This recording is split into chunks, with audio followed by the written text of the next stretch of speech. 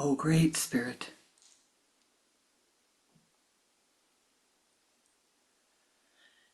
saints and sages of all times, of all places, O ye path makers of old,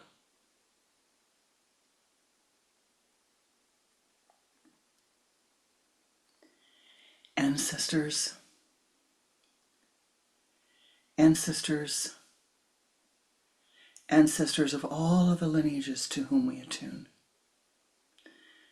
thee of our bloodlines, thee of our spiritual lines, thee of the lines which are most important to our unfoldment.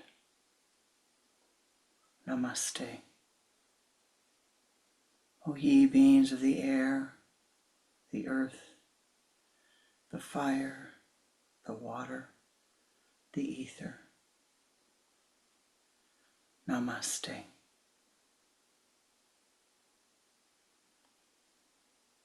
Om Shri Babaji Namaha. Om Shri Lahiri Mahasayaji Namaha. Om Shri Yukteswarji Namaha. Om Shri Paramahansi Yoganandaji Namaha. Om Shri Sheliji Namaha. Om Shri Swami Kriya Namaha.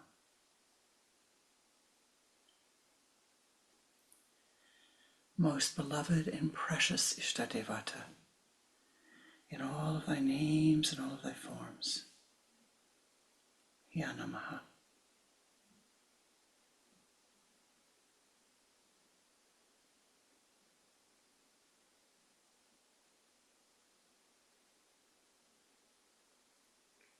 Aham Brahmasmi. Om Tat Sat Om.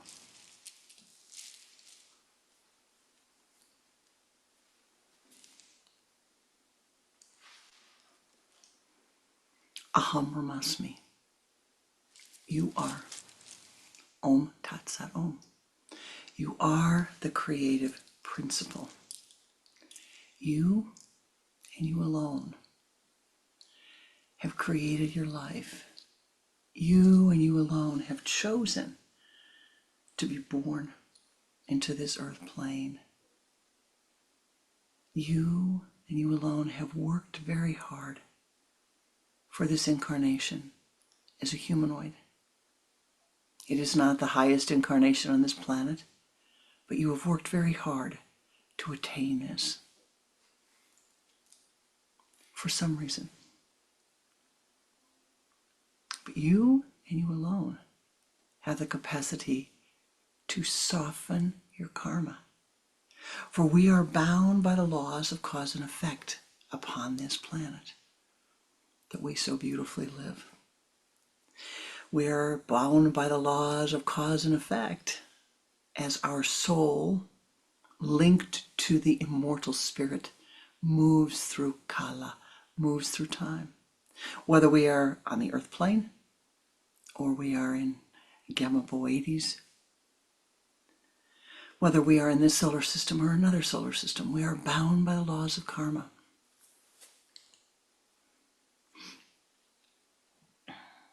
Bound by.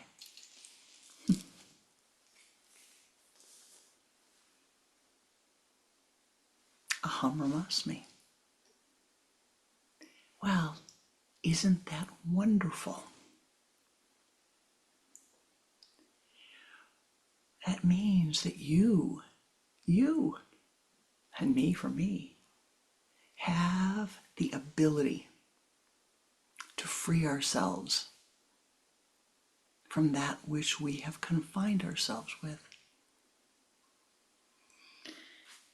Now, it is a hard concept to truly, how should I say it, grasp, believe, understand. Intellectually, you can say, I get it, I get it, I get it. It's very different to intellectualize something than it is to live it. The laws of karma make order of the life that we have here upon the earth. They make sense. They are orderly. And softening the laws of karma thus is orderly.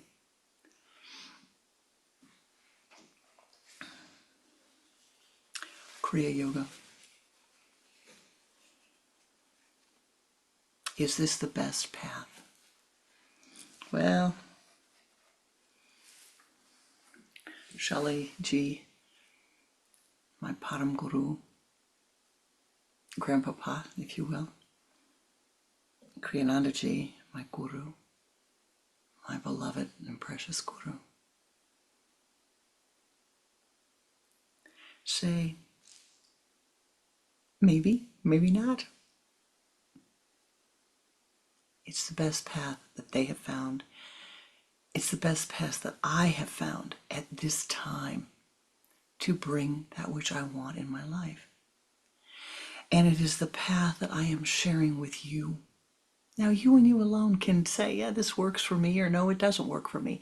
But the key to Kriya Yoga is that what I say to you is of very little relevance in life.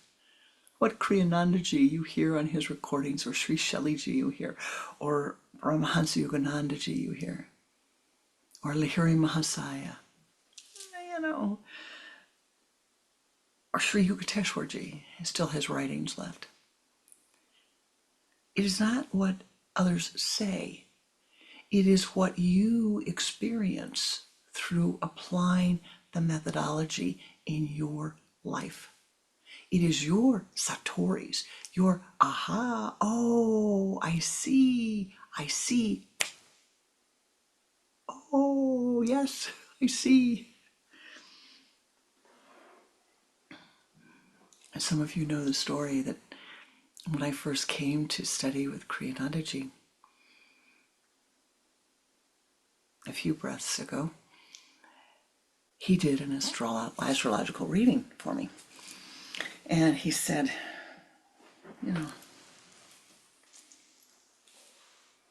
you really have to stop being so emotional. And I said, I'm not emotional. Okay, so a year goes by. You really have to stop being so emotional. Every time I'd have a one-on-one with him. You need to stop being so emotional. You need to stop being so emotional. Stop being so emotional. 10 years went by, 15 years went by. And he was still saying the same thing, not with the same intensity, but the same thing. And one day he taught a class. And he taught, it was a special subsection of astrology. And he taught about declinations. And I went home and I looked at my horoscope. And I called him up and I said, Guruji, you were right. And he laughed. He said, about what? I said, oh, my mind is emotional, isn't it? And then I went and I read all the aspects and I said, it's the declinations. Look at these declinations. And the joy in his voice, he said, oh, now you see. And it was a life-changing moment for me. I went from, the objecting, his saying you're emotional, to, kind of accepting every time he'd say it. And in truth, getting tired of it. You're emotional, you're emotional, you're emotional. From that day forward, he didn't say you're emotional. And maybe another, 10 years, 15 years passed. And some major event happened in my life, a health event. And I was laughing about it as I was telling him. And he said, look at what you've done. And I laughed. I said, what are you talking about? And he leaned over and patted me on the back. Didn't say any more. I had lifted, for just that moment, above the emotionality of the mind. But what I'm trying to tell you is this, and it's important. He told me, your mind is emotional. All human minds are emotional. But my mind was particularly emotional. He told me, no, not me. other people but not me. Look, I'm so logical. And he kept telling me and telling me and telling me. And until my mind became irritated by it. I kept working on it and working on it and working on it. But this is the problem if you're not using a methodology. If you don't have if you're just following a belief system that somebody's telling you over and over again. And I could see improvement. But he never said you're doing better. And every time the mind would be emotional in front of him or near him or on the phone with him, he'd point it out to me. And I became discouraged over time. So I went from not believing him to being irritated by it, to being discouraged by it, and thinking, I'm never going to get this solved in this lifetime, to having, my beloved, a primary experience. I looked at the horoscope and I said, oh, now I get it. Now I see. And from that time on until this very moment, the mind still fluctuates, as all minds do.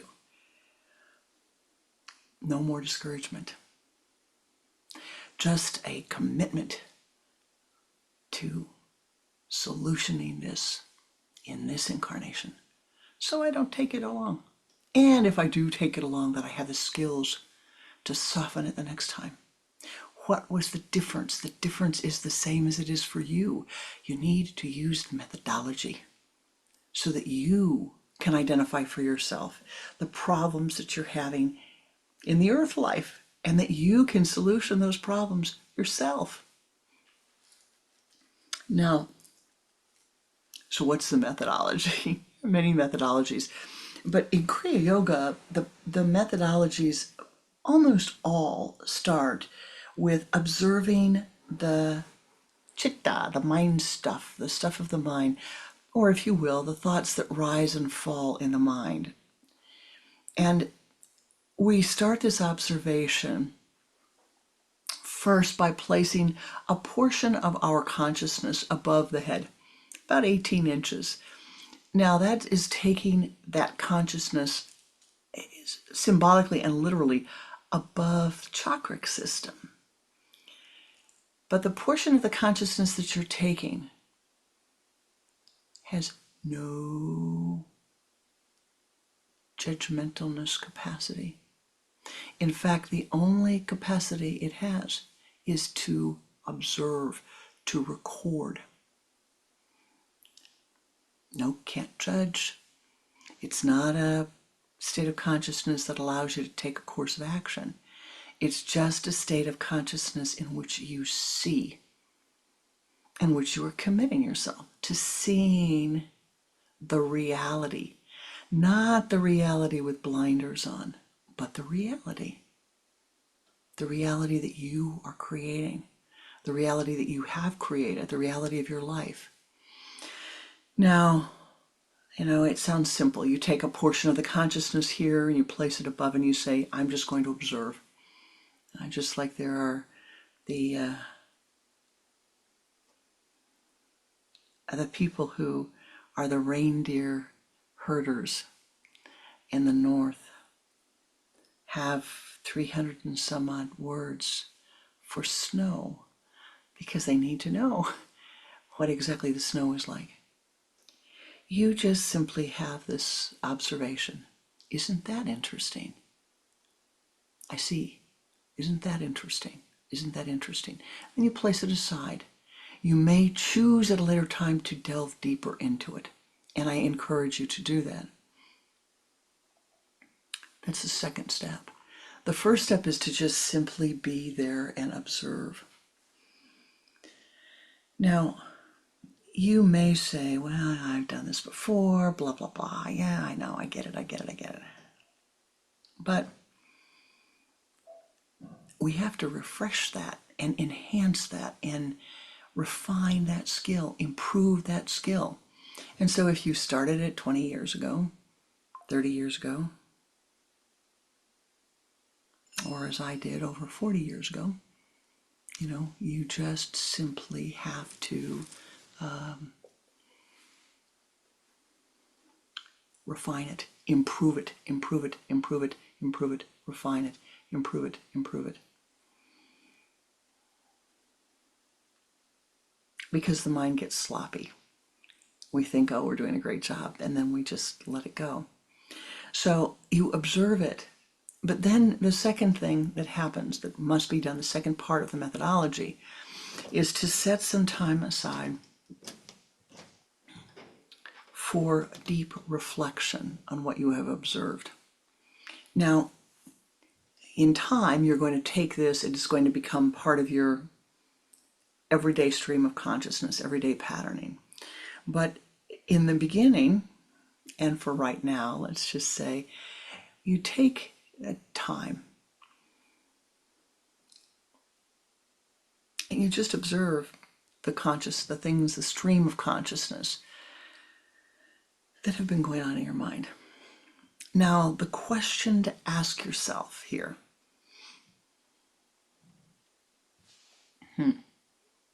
what's the repeated thought that's coming up in my mind today?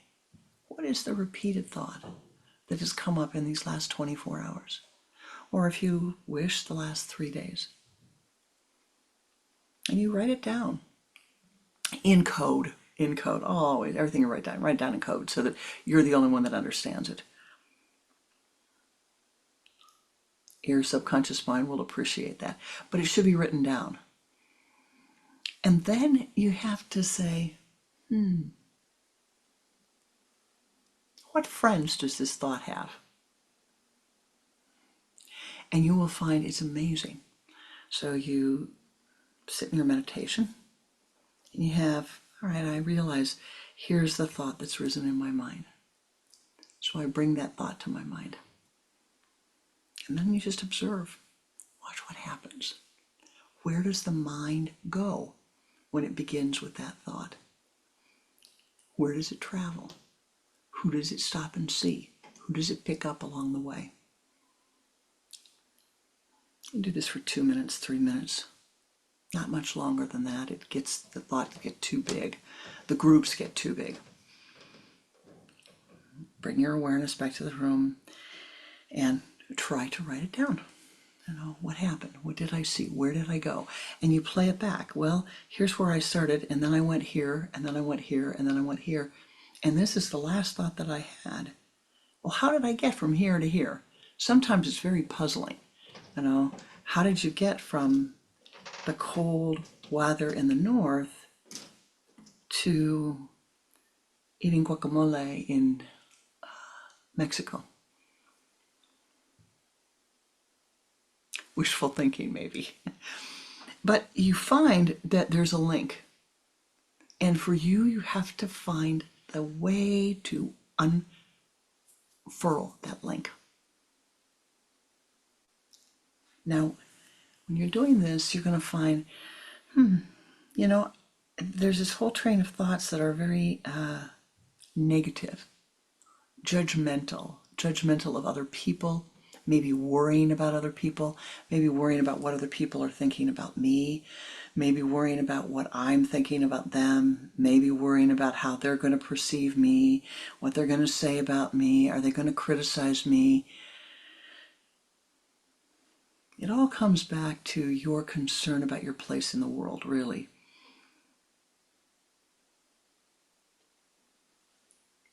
And then this. And this is the step that my guru left for us. And then this is to say, well now, is there a precipitating cause? What caused this first thought to manifest?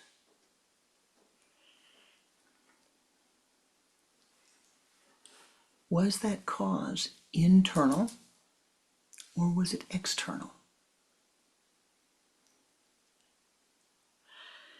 Did the negative confining thought arise in your mind because of something that you heard? Something somebody said to you? something you heard on the radio, or not the radio, whatever, your phone. Was it something you heard? Was it something you saw? Was it people? Was it places? Was it events? Were it things?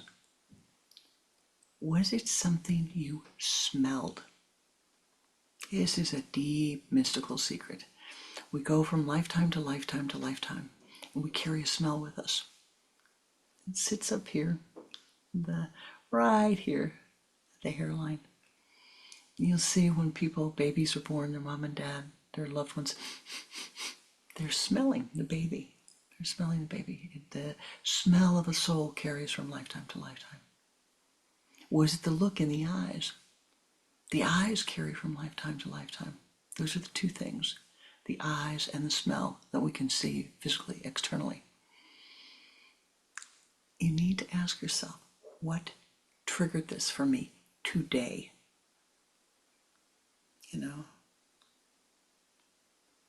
Was it the place that you were? And then make a record of it. Was it an object that triggered it? Did you see a beautiful statue? Did that trigger it? Did you see something that was ugly to your mind? Did that trigger it? Is it cultural patterning that triggered it? I have a beautiful disciple. I shouldn't say I have. A beautiful soul is a disciple of mine. And she went in one time after first returning to her home country. And she had been away for about 5 years. And she goes into a coffee shop in the morning. And there was a person behind the counter who was clearly not born in her country. And she had asked for a cappuccino. And she said, when I saw who was beginning to make my cappuccino, I thought, oh, brother, here it goes. I want a good cappuccino this morning. I really want a perfect cappuccino this morning. It's my first cappuccino. I'm back. And now look at this. I have a foreigner making my cappuccino. I know it's going to be a bust. She said she told this whole story. She was so upset. And then 4 minutes later, she's presented with this beautiful, exquisite cappuccino. Wow.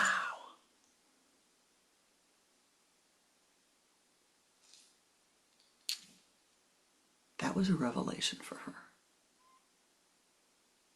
And it was a prime example of cultural patterning. I see someone who doesn't look like me, and they can't do as well as someone who looks like me. In making this traditional drink that I want to enjoy so much. Now, you may say, well, it's just a cappuccino. The key here is, for her, walking in with an expectation into a place. She had a desire which arose. Ask the same thing of yourself. You walk in, you have a desire which has arisen. And with that desire comes a whole groupet of thoughts. This is how it should be. This is how it should be made. This is how it should be done.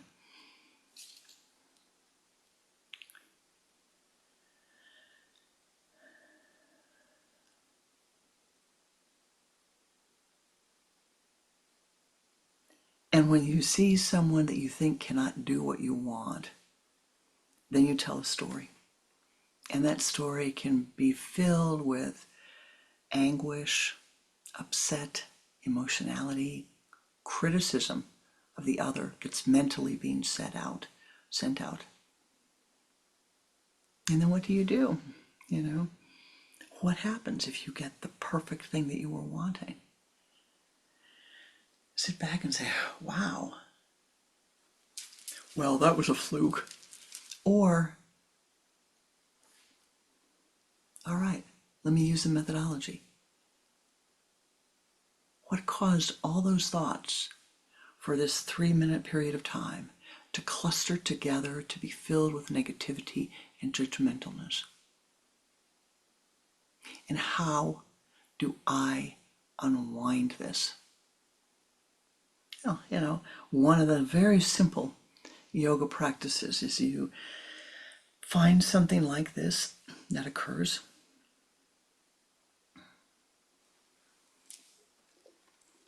The next time you walk in, when you get that perfect cup of cappuccino, the first time, you mentally bow to the person. You ask for their forgiveness for judging them. And there in person, you thank them and tell them how beautiful it is. But the next time, before you go in, you bow. You bow. Because that which you bow to, you don't criticize. You bow from the depth of your soul. You bow that you might accept the beauty that you are being given, even if it's not as perfect as your mind thinks it might be. All right?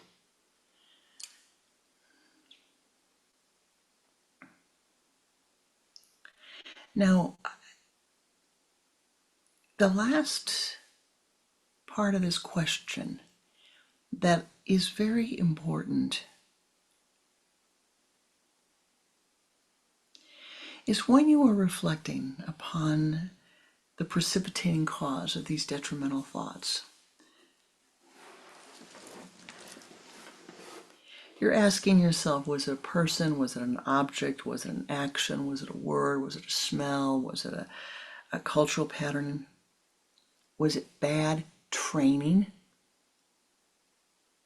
Or you weren't trained at all. Nobody taught you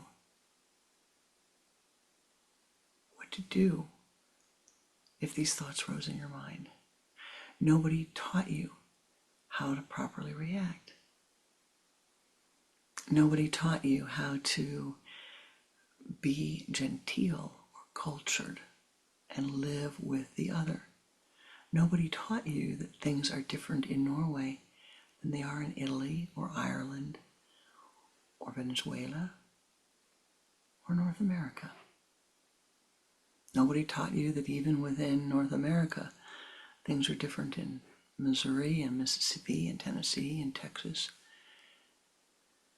and Massachusetts. Nobody taught you that in the north of France and the south of France, things are different.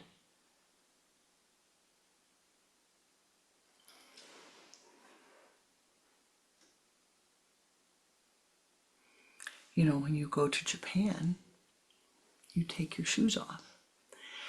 You go to the restaurant to dine, and they have shoes for you to put on when you go into the restaurant to dine.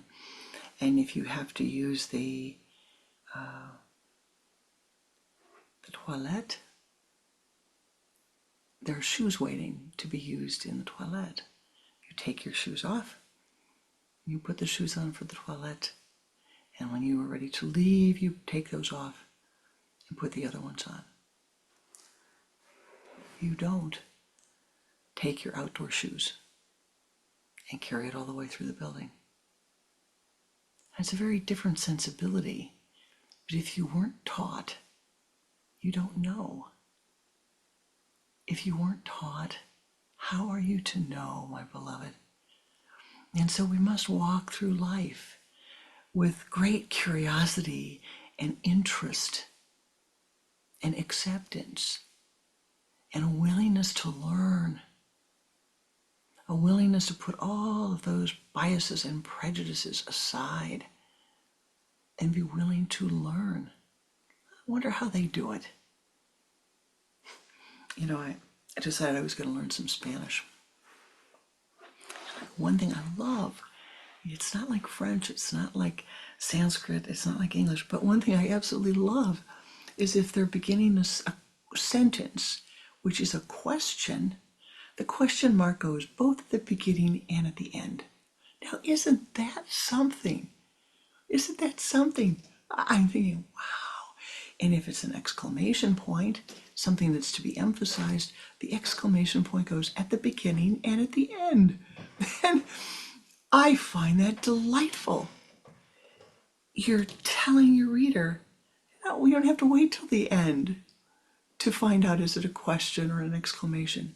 Right at the beginning.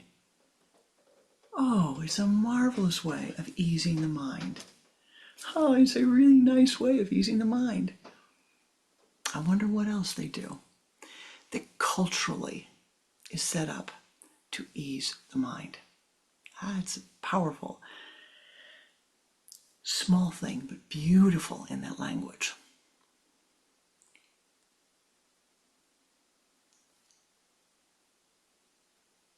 Kriya Yoga is a spiritual psychology of the soul.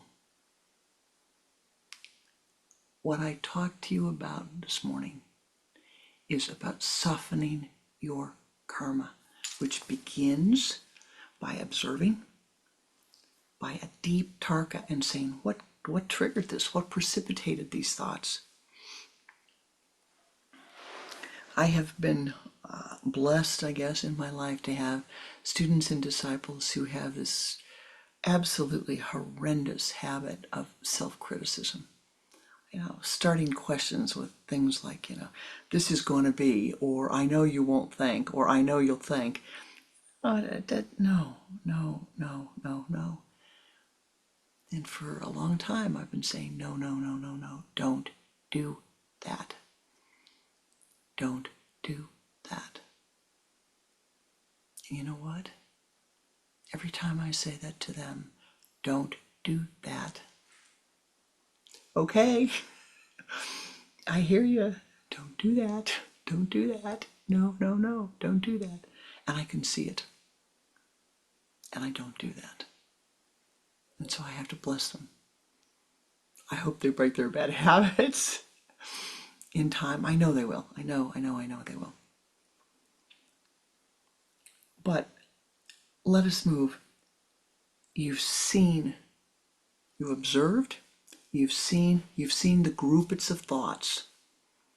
You've assessed them. You've said, well, all right, nobody told me that I was supposed to take my shoes off. Nobody told me that I not only took my shoes off in the house, but before I went into the toilet, that I took my shoes off and put different ones on. Then how am I supposed to know if nobody told me?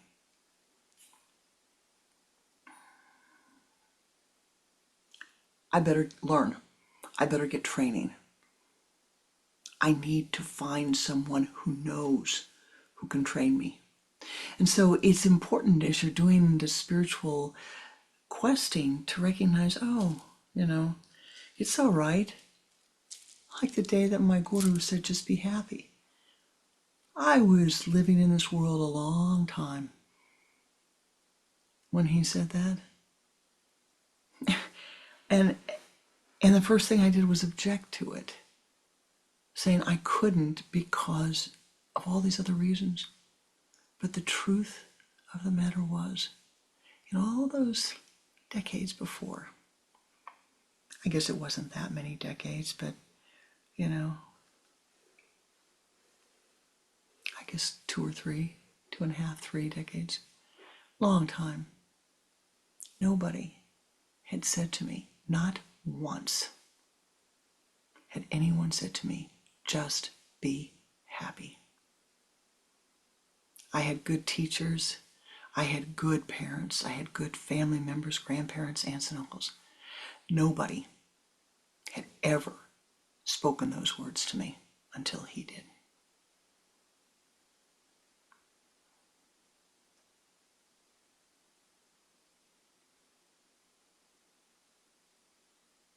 And Kriya Yoga has a methodology through which you can just be happy. And you are entitled to being happy. Soften your cultural patternings. Now, there's a big cultural patterning that says, oh, don't be too happy when something good happens because the other shoe is going to drop. And we even have sayings for it. The other shoe's going to drop. Just you wait. People die in threes. Just you wait. Oh, it's just very poor training. And so what I will say to you today is that this tarka is important to be done without judgmentalness. Be curious, be interested, and do never become discouraged. Do not become discouraged. Now, I say to you, never become discouraged as being someone who has had to deal with being discouraged. So I know you can have spiritual indigestion.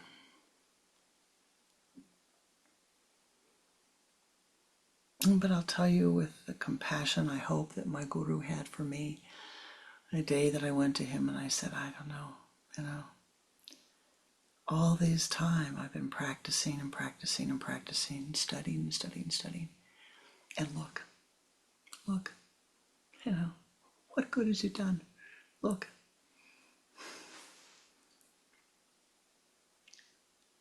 And in one of those moments that was the most love-filled that I've ever experienced, he said, you and me and Shelley too.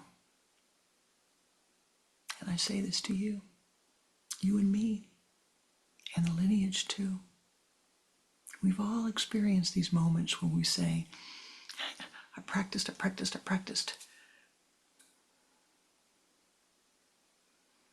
And I still hit the wrong key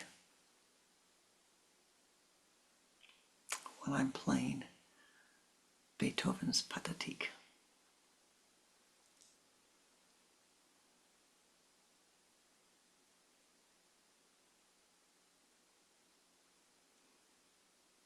I've practiced and practiced and practiced, and my mind still becomes emotional in certain circumstances. And that, with great, great skill, you must stop and say, well, then, what do I do to demagnetize?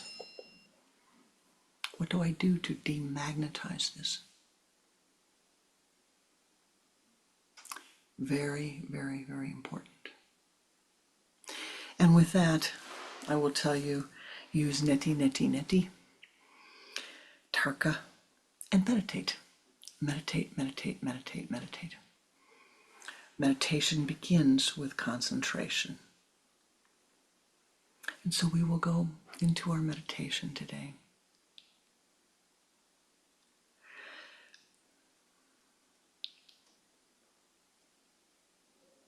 In life, you have many, many choices. Some people say, as circumstances arise, well, I don't have any choice. I have to do this. Or I only had one choice. I had to do this. Many, many, many choices you have in life. In every circumstance, there is a choice. You cannot be imprisoned. Your body can be imprisoned.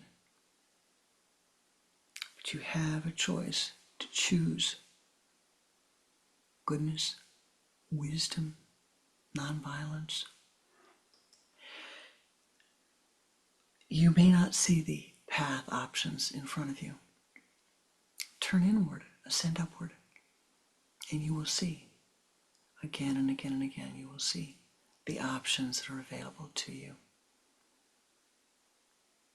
The choices that you can make to just be happy. And so I will conclude the speaking part today by saying to you,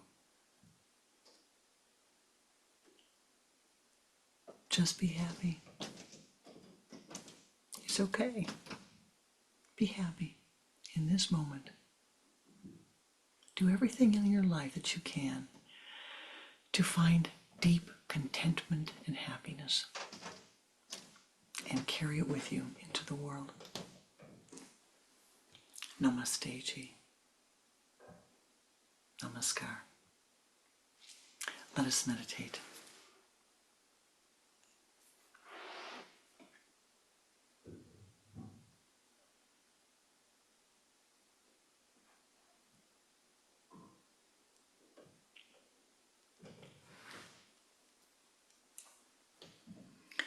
Sit with your spine erect and your hands in the Om Mudra. And turn your head to the left with a double exhalation. Bring the head back to the center and begin to watch your breath. Use the sipping breath, drawing the energy from the limbs to the trunk.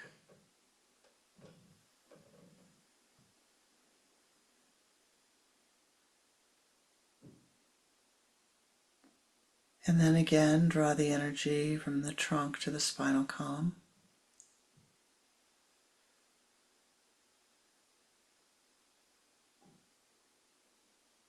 And from the base of the spine to the sun center.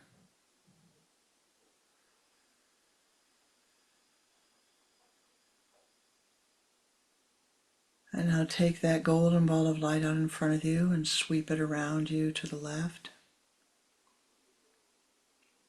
encasing your entire being in golden light.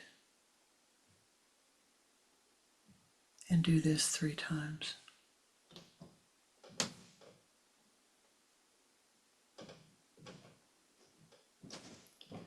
And now ascend as high as you are able.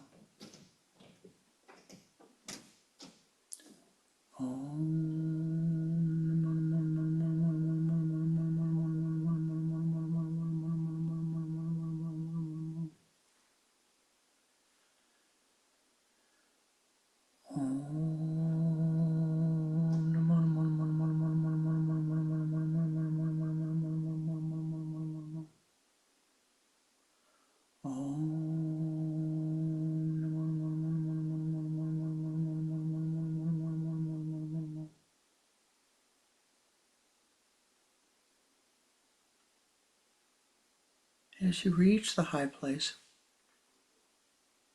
you find yourself in a sacred grove.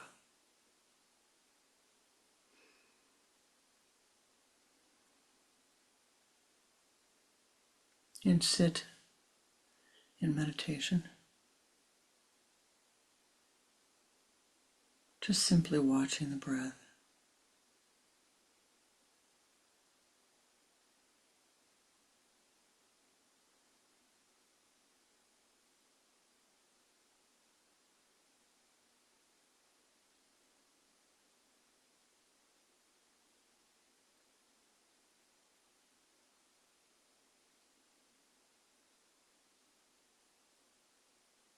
In your mind's eye, become aware of the presence of your Ishtadevata, your chosen form of the divine.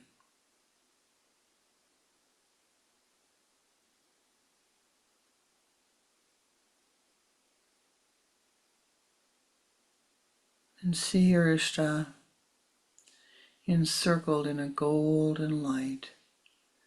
Taking your golden pen of light, draw a circle counterclockwise around your Ishta 3 times.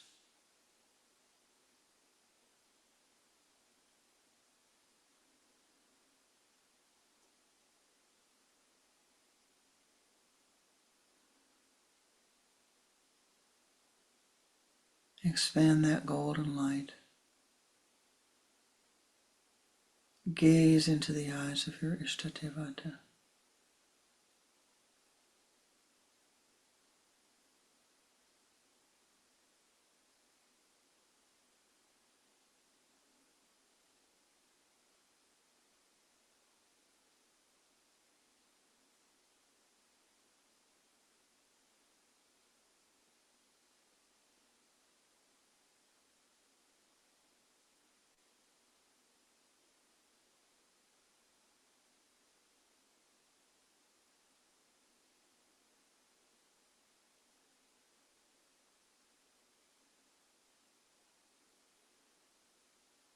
Feel the prema pour forth from your Ishta. Aham prema,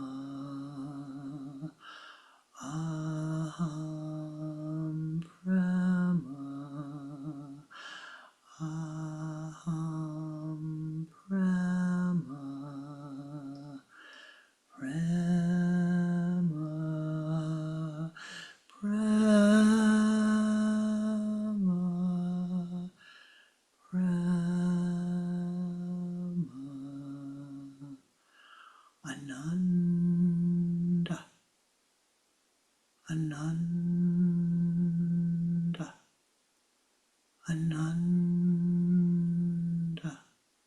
The golden dewdrops of Anandic bliss, the golden dewdrops of pure love, pour forth upon thee, filling every cell of thy being.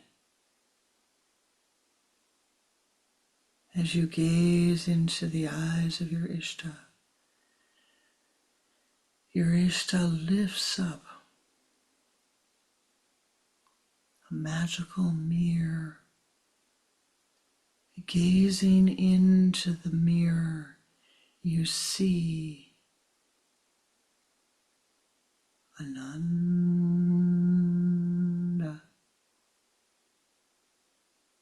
Ananda, Ananda. The golden dewdrops radiate towards thee, pouring down upon thy crown center. You see the light that thou art. Gazing into the mirror, see your own light, my beloved. Ananda,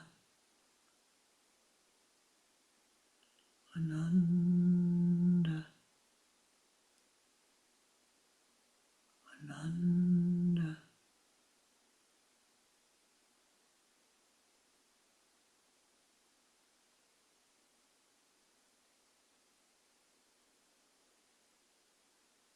Ananda, Ananda, Ananda, da, da. Breathe in the light that you are. Thou art goodness. Thou art Anandic bliss.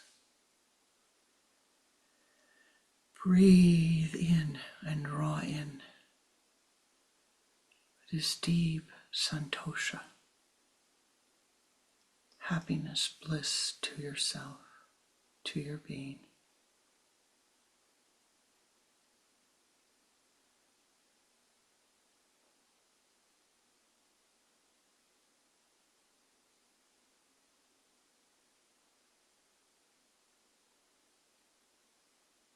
Feel the blessings pour forth from your Ishtadevata, through your crown center into every cell of your being.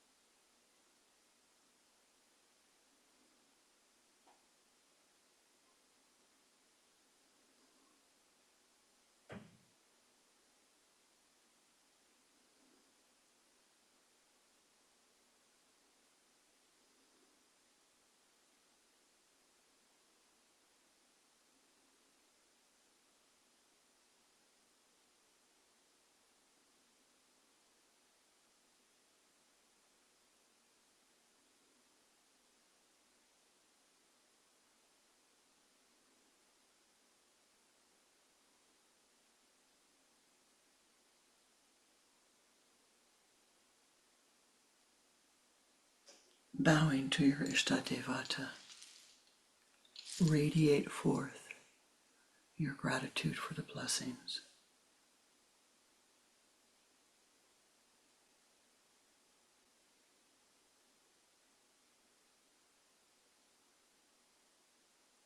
focusing the attention on the sun center. You and your Ishta and you. I and my Ishta and I.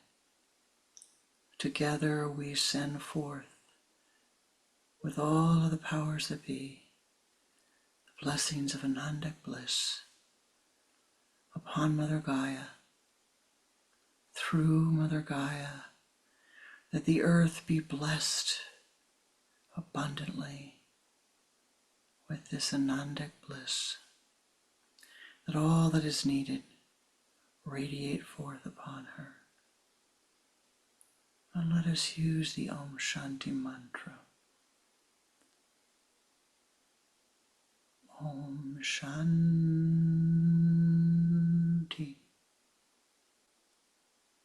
Shanti.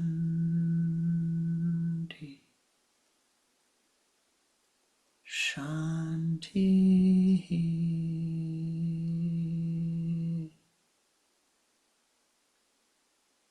For all of those souls who are living upon the earth,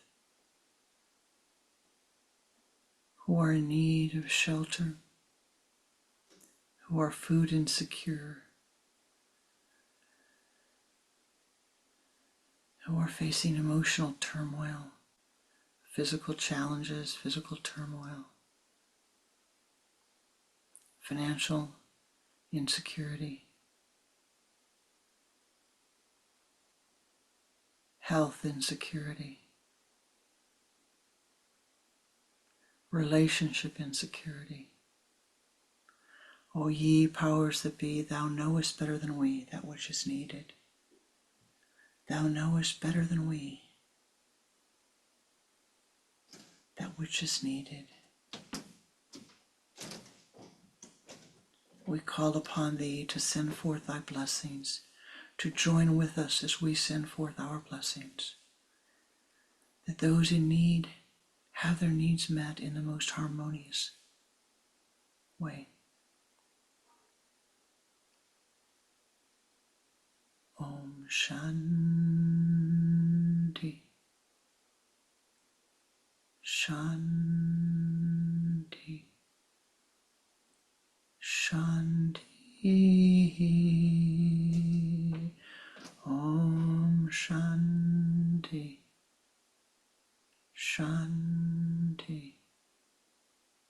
Shanti. Om Shanti. Shanti. Shanti.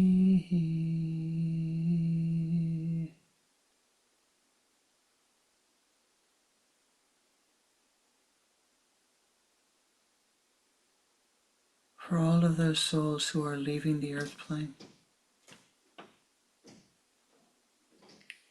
and for their helpers,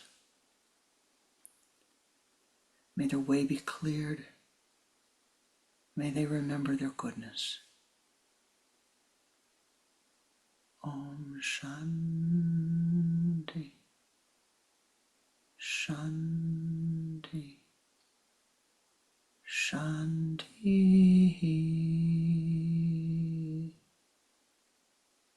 For all of those souls coming into the earth plane, may their incarnation be blessed. Om Shanti. Shanti. Shanti. O ye powers that be, we ask that you join us in blessing all of the beings who are incarnated upon the earth, in all of the realms upon the earth, in the air, the earth, the fire, the water, the ether, on the land, in the deep, deep sea, in the mountains, in the deserts, in the valleys. Pour forth thy blessings.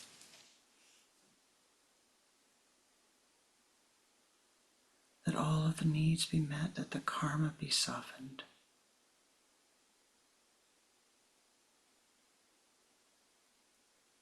Om Shanti.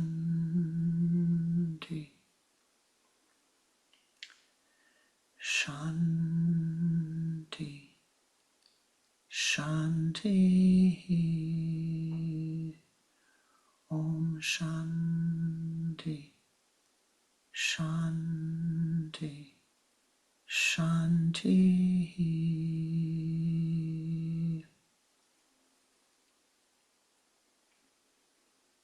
O ye powers that be, thank you for thy blessings of thy presence. Most beloved Gurus of the Holy Kriya lineage, most beloved Guruji,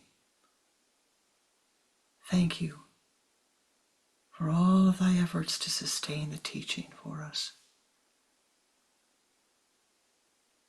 that we might use these beautiful teachings and thus improve our lives and thus find our way to happiness.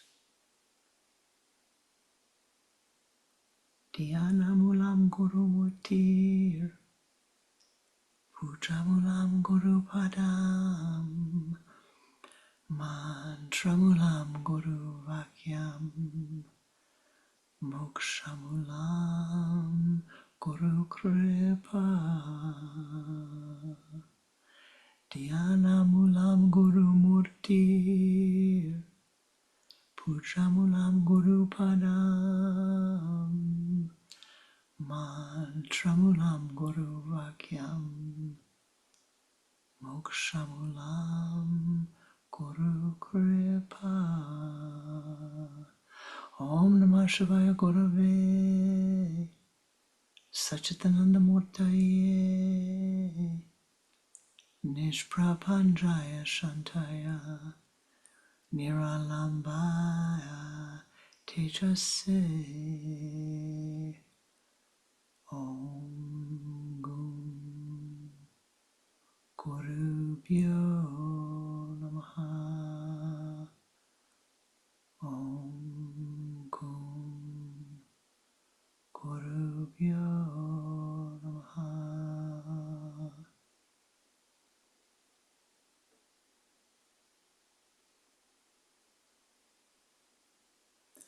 Om Shanti, Shanti, Shanti.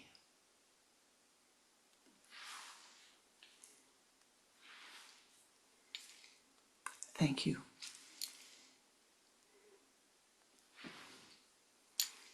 As always, thank you for the blessing of your presence, the joy of sharing these new meditations with you. I thank you for the blessings. I ask that you share those blessings with all of those whom you meet. And today, just be happy. Just be happy. Namaste and namaskar.